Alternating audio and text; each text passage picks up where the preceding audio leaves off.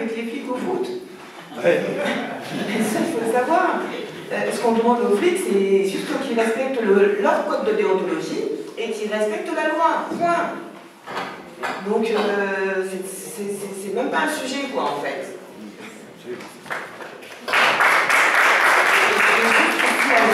Notre appel a été probablement entendu depuis le temps qu'on appelle, quand même. L'appel a été entendu cette fois-ci, probablement parce que les violences policières se sont étendues à l'ensemble de la population.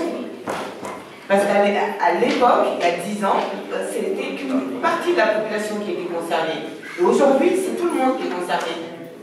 C'est pas seulement les militants. Il y a les militants, effectivement, de base, qui sont catégorisés comme tels et donc ciblés par ces violences. Mais il y a aussi monsieur et madame tout le monde, lycéens ou autres, qui décident de contester ponctuellement une loi avec laquelle il est en désaccord et la répression lui tombe dessus. Donc voilà, aujourd'hui, ça concerne effectivement tout le monde parce que ça touche tout le monde. Et c'est peut-être pour ça qu'aujourd'hui, notre appel est entendu et que la plupart des gens y répondent. Je peux... Ah ouais. Vous m'entendez? Non, j'ai pas fait. Oui, en fait, par rapport à ce que disait Ramata, vous parliez tout à l'heure de bavure, j'ai l'impression que d'un point de vue sémantique, en fait, cette notion de bavure, elle est en train de disparaître. Puisque ce que vous disiez, c'est que la plupart des techniques qui sont utilisées, même quand elles sont poussées à l'excès, elles sont considérées comme normales. Et c'est ça qui est terrible, en fait, c'est qu'on a l'impression qu'il y a vraiment poussé en bavure policière. Il y a plus de, cette notion, elle disparaît. En fait. Je ne sais pas si je me trompe, après vous avez plus de... En fait, elle n'a jamais existé, cette notion de bavure. Oui. D'origine, la bavure, c'était lorsque des policiers en civil ne se sont pas reconnus et se blessent entre eux. C'était ça à la base. Et puis après, ça a été utilisé pour décrire pour dire que c'est un accident. On ne l'a pas fait exprès, c'est un concours de circonstances. Non, c'est systémique. Donc dès lors que c'est systémique, ce n'est plus, c'est pas accidentel. Et quand on regarde, ne serait-ce que le cas de mon frère, ça a duré 30 minutes. Il y avait 8 policiers. Et comme je le disais, il n'y en a aucun qui a raisonné les autres. Alors que rien ne justifie leur violence. Donc là non plus, ce n'est pas un accident, ce n'est pas une bavure. C'est un meurtre, limite, j'ai envie de dire, avec préméditation. Oui. Parce que ça a duré 30 minutes. C'est pas un coup de feu qui est parti tout seul. Amine Bentoutsi, pareil, la balle dans le dos, le policier, il a pris une position ferme, il a visé et il a tiré. Il a eu le temps de réfléchir. Donc ce n'est pas accidentel non plus. Mahamadou Mariga, ils étaient 26 policiers. 17 coups de taser. Voilà, 17 coups de taser, dont plusieurs en contact direct. Les voisins ont témoigné avoir entendu Mahamadou hurler de douleur et les policiers rigoler. Il est mort dans l'ascenseur, entre le 12e et le rez-de-chaussée, menotté lui aussi, les 4 membres menottés. Comment peut-on considérer que c'est accidentel? Ça ne l'est pas. Abdelhakim Majini, devant 20 témoins oculaires, en plein jour, étouffé de la même manière. Comment pourrait-on considérer que c'est accidentel? Ça ne l'est pas non plus. Ils étaient plusieurs sur lui. Donc, dans tous les cas, ce ne sont pas des accidents, c'est volontaire. Ils ont le pouvoir de soumettre et de torturer, de faire de nous, de vie et de mort, en fait, sur chacun d'entre nous. Eh bien, parfois, ils ne se privent pas, ils le font. Et ils le font en choisissant les personnes sur qui ils vont pratiquer ça. Parce qu'ils savent que derrière, il y aura l'impunité. Parce que ça concerne cette population-là.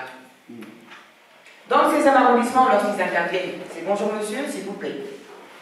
Dans le quartier, c'est le tutoiement d'office et les humiliations qui suivent après, les insultes, etc. Donc c'est un choix. C'est volontaire. Il n'y a pas d'accident.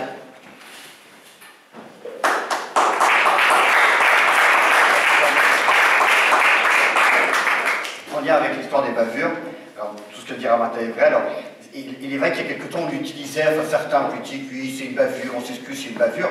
Bon, aujourd'hui, ils ont un peu plus de mal, y compris la déclaration de la Ligue des droits de l'homme qui appelle au 19 mars, on ne retient pas le terme de bavure, ils sont en colère, ils comprennent bien qu'il y a un problème dans cette police-là, etc. Donc, il y a quand même eu une évolution de prise de conscience par rapport à ça, ils font largement plus gaffe qu'avant. Mais certains sont capables, je pense que des gens comme Macron et tout ça, qui veulent gagner un peu les voix des quartiers populaires, sont capables d'utiliser, oui, la police a un peu bavé, etc. Mais celui qui est proche du bavoir, c'est surtout lui, en réalité. Parce que, je ne parle pas de son jeunisme de base, c'est pas ça du tout, c'est qu'en réalité, c'est un produit du système et il n'a pas grand intérêt. Moi, j'aimerais, comme c'est quasiment familial, là, l'ambiance est sympa, c'est la famille, vous poser à vous une question. Quelle est la première cause de mortalité des flics en France? Suicide. Suicide. Alors, suicide, t'as dit quoi? Suicide. Accident de la route. Accident de la route sur le chemin, sur le trajet pour aller au taf. Alcoolisé. Ou retour, ça dépend, je ne sais pas quel moment il est alcoolisé, peut-être aux deux, mais en tous les cas, c'est la première cause. La deuxième cause, c'est lorsqu'ils essaient leurs armes à feu, ils ont une arme à feu, donc des fois le feu part tout seul. Et donc ça tue le collègue, ça les tue eux-mêmes. Et vraiment c'est ça, c'est-à-dire qu'il y a le nombre de policiers qui meurent dans les quartiers populaires en opération, oui. faut chercher, parce que ça c'est officiel, hein. On n'a pas les morts concernant alors là-dessus, c'est l'opacité la plus totale, y compris les sanctions qu'il y a en interne, la justice, rien. Par contre, les flics qui meurent et de quoi ils meurent, ça c'est, vous pouvez retrouver le ministère de l'Intérieur, les chiffres sont posés d'année en année. Donc dans les quartiers populaires, c'est vraiment rarissime un flic qui meurt en opération dans un quartier populaire. Je dis l'essentiel, c'est sur la route, on essaie ce qu'on a. Et puis il y avait d'autres causes avant. D'ailleurs c'est pour ça, parce qu'avant les flics avaient le droit de porter leurs armes sur eux-mêmes. Vous savez, ils rentraient chez eux avec leurs armes. On leur a enlevé, au bout d'un certain nombre, il y a quelques années de ça, parce qu'ils se suicidaient. Parce que chez eux, il y avait des morts, et donc parfois même il y avait des suicides avec leur propre arme de service. Et donc ça leur a été enlevé. Et grâce au gouvernement socialiste, ça a été remis là, dans le cadre des attentats. C'est-à-dire qu'aujourd'hui, tu peux faire tes courses. Tu sais pas toi, mais il y a un monsieur ou une dame qui a son caddie, qui fait lui aussi ou elle aussi ses courses, mais lui, ouais, a une arme. Y compris les civils, la BAC et compagnie, hein. Pas seulement en uniforme. Hein. Non, d'accord, généralement ils font leurs courses non en uniforme. Ouais. Les gens ils sont comme toi, voilà. Et pour nous rassurer, à l'époque, ils nous ont dit, mais rassurez-vous, dont leur arme uniquement ceux et celles qui sont volontaires. Ce qui vous fait flipper grave, évidemment. Parce qu'en l'occurrence, on aurait tellement que ce soit tiré au hasard, par exemple, juste ça, tu vois, qu'on a un peu plus de chance quand tu es dans ton rayon à Auchan ou à Lidl, tu vois. Mais non, les volontaires, tu vois. Bon, alors, je dis ça, continue à faire tes courses, mais fais gaffe quand même. Faut aller chez les épiciers arabes.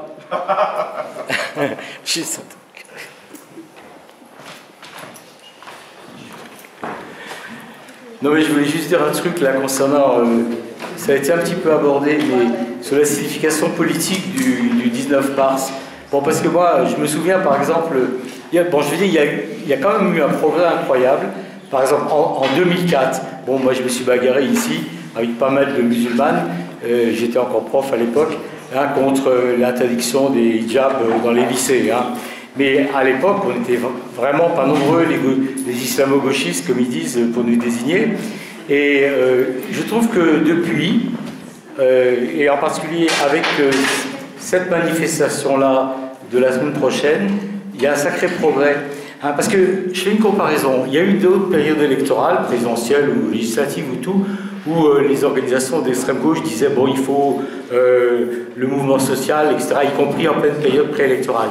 Or là, étant donné qu'on sort de plusieurs gouvernements de gauche et de droite qui ont tout cassé, quoi, les gens, ça ne marche plus. Et là, du coup, je trouve que finalement, on est dans une situation tout à fait inédite où c'est les racisés, c'est les gens des quartiers, les Noirs, les Arabes et compagnie, et leurs amis, qui obligent la FSU, la CGT et tous les autres hein, à venir manifester, sinon ils se déconsidèrent encore plus qu'ils ne sont. Hein, et donc ça, c'est un succès incroyable.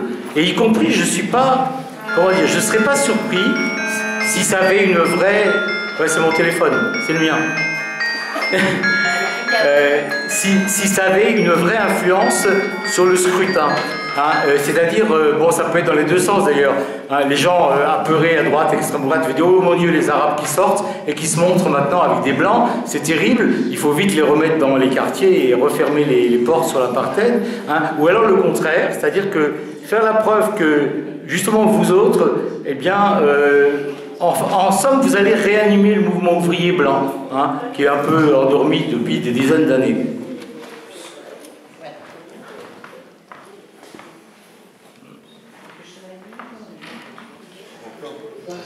Oui, on est content.